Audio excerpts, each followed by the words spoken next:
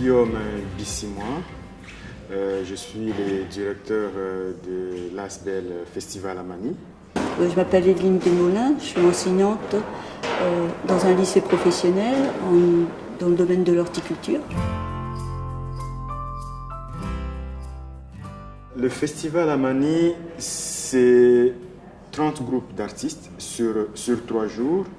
Aujourd'hui, nous sommes à 34 000 festivaliers.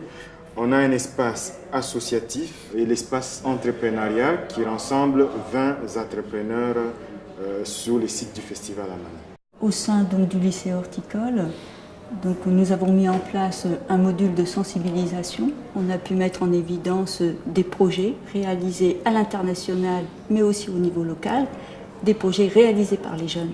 Ce qui montre aux jeunes qu'il est possible pour eux aussi d'intervenir et d'agir. C'est un moment aussi de découvrir les valeurs de l'autre culture. Nous avons dans le Congo plus de 400 ethnies et qui sont dans des différents conflits. Mais en découvrant l'autre ethnie via la musique, on peut vraiment bien comprendre qu'est-ce qu'elle est et faire cette partie d'une vie, de vivre ensemble.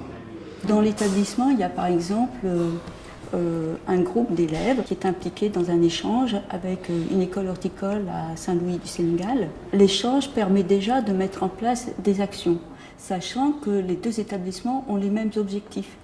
C'est-à-dire c'est développer un maraîchage urbain pour pouvoir nourrir les villes.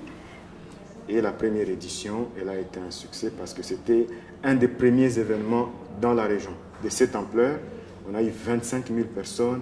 Mais le retour de la population nous a poussé à continuer. Ce que les gens ont dit, à quand la seconde édition?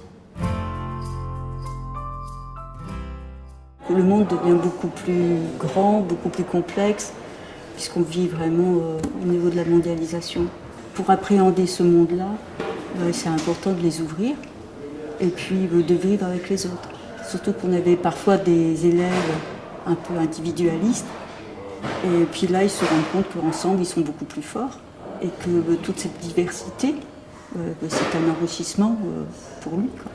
On a créé cet espace d'entrepreneuriat au sein du festival parce qu'on a découvert que sans entreprendre, il n'y a pas de paix, il n'y a pas de stabilité dans la région de Grand Lac. Ce jeune qui n'a plus peur d'agir, qui prend en main sa vie, ils vont oser surtout agir.